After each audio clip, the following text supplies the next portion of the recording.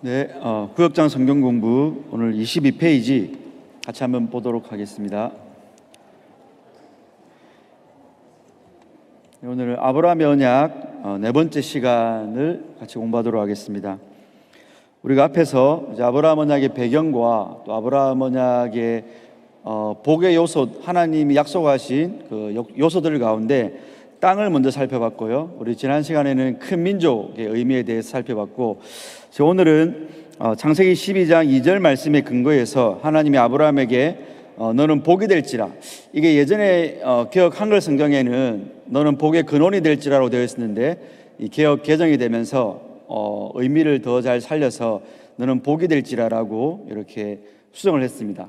이게 더 맞는 번역인 것은 원래 원어에 근원이라는 말이 없고, 또 우리가 복의 근원은 하나님이시기 때문에 인간에게 복의 근원이라는 말 자체가 좀 어불성설입니다. 그래서 너는 복이 될지라, 이 명령이 더 맞는 표현이다라고 생각하시면 되겠습니다. 오늘 구체적으로 하나님이 아브라함이 약속하신 약속들 가운데 세 번째인 복이 된다라는 말이 어떤 의미인지 한번 우리가 언약신학의 토대 아래서 살펴보도록 하겠습니다. 저와 여러분들이 앞에 땅이라든지 민족의 복 약속도 우리가 성경 앞뒤를 살펴보면서 성경에서 민족 그리고 성경에서 땅이 어떤 개념이었는가를 살펴보았습니다. 우리가 이번에도 이 복이라는 개념이 그래서 저와 여러분들이 알고 있는 단순하게 오복, 칠복 이런 개념이 아니고 성경에서 원래 복을 뭐라고 말씀했는지를 한번 살펴보고, 그러므로 우리가 아브라함에게 하나님이 너는 복이 될지라 말씀하실 때 그 복이 성경적으로 어떤 내용인지 한번 좀 검토해 보도록 하겠습니다. 일단 우리가 이 복이 뭔지를 살펴보려면요, 복이 제일 처음 등장하는 성경 구절로 갈 필요가 있는데, 그게 창세기 1장입니다. 1장에서 하나님께서 5일과 6일과 7일째에 이 창조를 하시면서 하나님께서 복을 명하십니다. 복을 주시면서 문관을 명하시는데, 그게 바로 1장 21절과 22절에 보시면 하나님께서 바다의 생물들과 또 하늘을 나는 조류, 그러니까 어류와 조류를 창조하시면서 그들에게 복을 주시면서 생육하고 번성하라는 이런 어떤 약속을 하십니다. 명령을 하십니다. 그럼 곧 생육하고 번성하는 것과 하나님의 복 주심이 어떤 밀접한 연관성이 있음을 우리에게 보여주는 것입니다. 그래서 일단 여러분들이 기억할 것은 이 하나님의 복이라는 개념, 히브리어 바라크라는 단어가 하나님이 피조물에게 말씀하신 너희들 생육하고 번성해라, 땅을 정복해라 라고 말할 때 그것과 연관되어 있다라고 생각하시면 되겠습니다. 그래서 1장 28절에서도 하나님이 사람을 창조하시고 사람에게도 복을 주시면서 생육하고 번성하고 땅에 정복해라. 그러니까 하나님의 복이 없으면 생육과 번성 자체가 불가능하다는 거죠. 첫 번째, 이 의미에서 이 복과 생육, 복과 번성이 관계되어져 있다는 것입니다. 그러므로 여러분 생각해 보시면 우리가 생각하고 있는 복의 개념, 오복, 칠복, 조류라든지 어류한테 오복, 칠복, 치아가 좋고 대인관계가 좋고 오래 살고 의미가 없지 않습니까? 그러므로 성경이 말하는 복이라는 것 자체가 일단은 그런 인간적인 개념의 어떤 복이 아니고 바로 생육, 번성, 하나님의 창조 명령과 밀접하게 관련되어 있고 하나님의 창조 명령을 이루는 수단으로서 복이 주어졌다라는 걸 생각하시면 되겠습니다. 근데 우리가 한 단계 더 나아가서 그 조류와 어류에게는 하나님이 그리고 인간에게 생육 번성을 말하시면서 복을 주셨는데, 조금 더 가보니까 1장 28절에서 하나님이 사람에게는 그 생육과 번성을 초월하는 뭔가를 하나 더 말씀하십니다. 그러니까 다른 동물들이 짐승이 할 수 없는 것을 말씀하시는데, 그게 바로 뭐냐면 땅을 정복하고 다스리는 것입니다. 여기 이제 다스리고 정복하는 게 바로 하나님이 아담에게 부여하신 그 왕적 직무이거든요. 모든 피조물들을 자신의 밑에 두고 하나님이 원하시는 뜻대로 그들을 통치해 나가는 것, 그게 바로 복과 또 관련이 있다라는 것입니다. 그래서 이와 관련해서 여러분, 사람이 하나님의 형상으로 지음을 받았지 않습니까?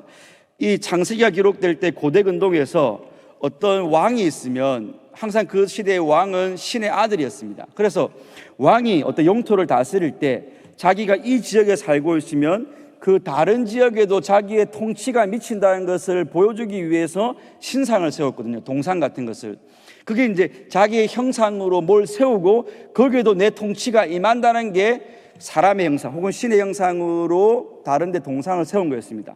이 개념에서 볼 때 하나님이 사람을 하나님의 형상으로 만들고 그들에게 통치를 명하셨다는 것은, 강의 안에 제가 실어놨지만 하나님이 으뜸이신데, 하나님이 원래 통치자이신데 하나님이 사람을 만들고 당신의 형상으로 만드심으로 통치권을 위임해 주신 거죠. 내가 너를 내 형상으로 만들 테니까 너가 나를 대리해서 이 피조 세계를 다스려. 원래 피조 세계가 다 내 건데 내가 너에게 그 임무를 줄게. 그게 왕적 직무입니다. 그게 바로 하나님 인간에 준 복과 관련되어 있다라는 것입니다. 그래서 복의 첫 번째 개념은 생육 번성이었고요, 두 번째 이 복의 개념은 다스림, 통치, 그러니까 왕적 직무와 관련이 있다라는 것입니다. 그래서 우리가 이 아브라함이 이 복을 받을 때 나중에 보면요, 그 당시에 애굽에 내려갈 때라든지 아니면 이제 아비멜렉 왕을 만났을 때도 오히려 그들이 훨씬 더 큰 나라의 왕이었는데 그들이 아브라함에게 이렇게 절을 하고 아브라함의 말에 순종해야 되는 그런 역전이라는 걸 보게 됩니다. 그러니까 하나님이 아브라함에게 통치권, 왕적 권세를 주셨기 때문에 아브라함이 말을 하면 그들이 아브라함의 말을 들어야 되는 그 어떤 통치권이 이루어지는 것을 우리가 보게 됩니다. 아브라함은 사실 그 당시에 나그네고 거류민이었는데 그 나라의 왕들이 아브라함의 말에 순종하는 자체가 지금 아브라함이 복을 받은 결과다라는 것을 저와 여러분들이 알게 됩니다. 이게 사실 신약에 넘어오면 저와 여러분들이 이제 왕 같은 세상이 되어서 저와 여러분들이 온 세상을 기도로 통치하고 복음으로 통치하는 그 권세를 우리가 받았음을 알 수 있게 되는 거죠, 여러분. 근데 이게 복이 이렇게 끝나는 게 아니고 한 단계 더 나아가 보니까 창세기 2장에서도 하나님이 복을 언급하실 때 모든 창조를 다 완성하시고 난 다음에 이제 하나님이 안식을 하십니다. 그러니까 하나님이 창조를 다 완성하시고 안식하시면서 일곱째 날에 7일째에 또 복을 주는 게 2장 3절에서 우리가 찾아볼 수 있습니다. 그러니까 여기서는 또 복이 어떤 개념입니까, 여러분? 하나님이 7일째 안식했다는 말은 어떤 무활동, 정적으로 가만히 계신 게 아니고요, 창조가 완성이 돼가지고 하나님께서 원하시는 대로 피조 세계가 잘 이루어져 가는 그 상태가 바로 우리가 안식이라고 합니다, 여러분. 그러니까 안식. 그러니까 우리가 안식일 하면 쉰다, 아무것도 안 한다, 이게 아니고요, 하나님이 원하시는 뜻대로 모든 피조 세계가 그렇게 구현되는 것, 그게 바로 안식 혹은 완성 개념이 되는 것입니다. 그러니까 하나님이 그날 일곱째 날에 복을 주셨다는 것은 바로 하나님의 그 완성, 안식 개념과 이 복이 밀접한 것을 알 수 있습니다. 그래서 여러분 거기 복과 안식의 그 밑에 쭉 내려와 보시면 제가 그 메르디스 클라인이라는 학자가 쓴 말을 인용해 놨습니다. 한번 보시면 하나님이 안식일에 휴식에 들어가신 것은 창조주가 왕위에 오르신 것을 나타낸다. 이는 하나님이 세계와 모든 나라와 백성의 주로 합당한 자리에 앉으셨다는 의미다. 그러니까 안식의 개념은 정적인 개념이 아니고 동적인 거죠. 하나님이 여전히 창조하신 피조 세계를 섭리해 나가시는 그 과정, 그리고 궁극적으로는 그 섭리의 결과로 하나님이 원하시는 상태가 완성되는 게 바로 복의 상태다라는 것을 알 수 있습니다. 그러므로 이렇습니다, 여러분. 복의 개념을 최종적으로 정리해 보면 피조물이 하나님의 생명력을 받아가지고 생육하고 번성해 나가는 그 왕성한 상태가 바로 복입니다. 근데 이게 죄가 들어올 때 여러분, 생육하고 번성을 하는데 원래 하나님이 준 생명력이 아니고 이제 인위적인 인간의 생명력으로 번성해 나가지 않습니까? 그게 이제 하나님이 복에 깨어진 거죠. 복이 상실된 거죠. 그래서 성경에는 그런 자들은 살았으나 죽었다고 말한 것입니다. 왜요? 하나님의 생명력으로 번성하는 게 아니고 인간의 어떤 인위적인 그런 육신으로만 살기 때문에 그건 생명이 있는 상태가 아니라는 것입니다. 그게 바로 복이 없는, 복의 상실, 복이 깨어진 상태이기 때문에 바로 그렇습니다. 두 번째는 하나님의 통치권이 사람을 통해서 실현되는 게 바로 복이었습니다. 그러니까 사람이 하나님의 대리자로서 복음왕, 위에 계신 어떤 왕의 통치권을 받아가지고 복음왕으로 온 세상을 정복하고 다스린 그게 바로 복입니다. 이것도 우리가 죄가 들어왔을 때 이게 역전돼 버리죠. 피조물을 다스려야 될 복된 상태의 인간이 죄로 말미암아 복을 상실하니까 어떻게 됩니까? 로마서에 하나님이 아닌 피조물을 금수와 버러지 형상으로 만들어 놓고 피조물을 섬기는 자로 전락해 버립니다. 이게 복이 상실된 거죠. 피조물을 다스려야 될 자가 피조물 앞에 넙죽절하고 자연을 섬기는 상태, 그게 바로 복이 깨어진 상태입니다. 근데 원래 복은 피조물을 다스려야 된다는 것입니다.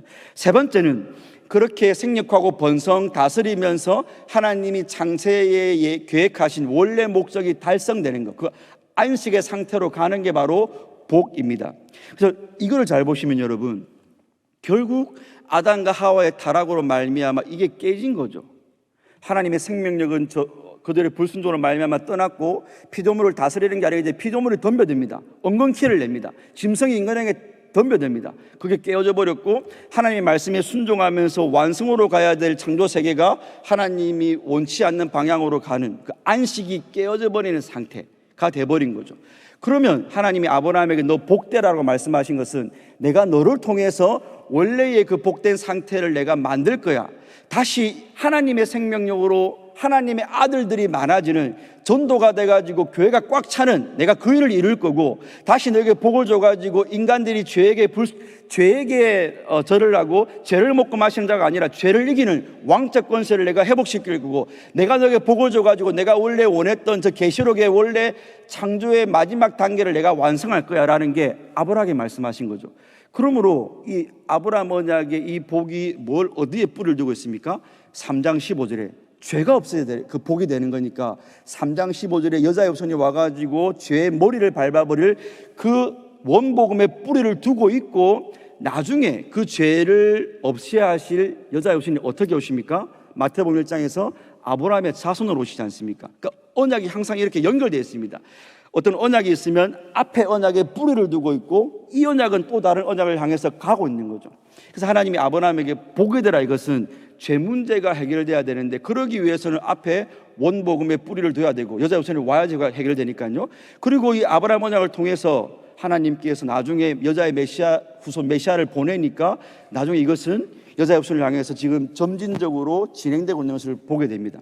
그래서 이 언약이라는 게 성경 전체를 이렇게 깨뚫고 있다라고 제가 거듭 반복해서 말씀을 드린 이유가 바로 거기에 있다라고 할 수 있겠습니다, 여러분.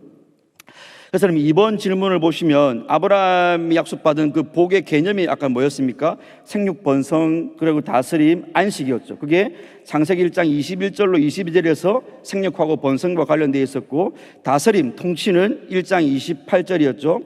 그 다음에 안식은 2장 3절의 개념이었습니다. 그래서 우리가 생각하고 있는 일반적인 돈을 많이 벌고 내가 무병장수하고 이런 복의 개념과는 성경적인 복은 조금 좀 차이가 있다, 우리가 생각하시면 되겠습니다. 그러니까 여러분들이 내가 지금 질병이 좀 있고 내가 좀 가난하게 살아도 여러분이 이 복 받았다면 성경은 뭐라고 말씀합니까? 하늘의 신령한 복이 임했다라고 말한 것입니다. 그러니까 여러분들이 어디 가서 순자가 나는 복이 없네, 많네 이렇게 말할 수 없다는 거죠. 왜요? 이 복이 우리에게, 이거는 차별 없이 우리에게 주어졌기 때문에 그런 것입니다. 3번에 이 아브라함은 약속받은 복의 성취와 창세기 3장 15절 약속하신 여자의 후손과 어떤 관련성이 있었습니까? 그 원복음의 뿌리를 두고 있었죠, 이 아브라함 언약이. 그리고 여자의 후손 메시아의 오심 성취를 향해서 점진적으로 계시되고 있는 이 관련이 있었다라고 제가 말씀드릴 수 있겠습니다.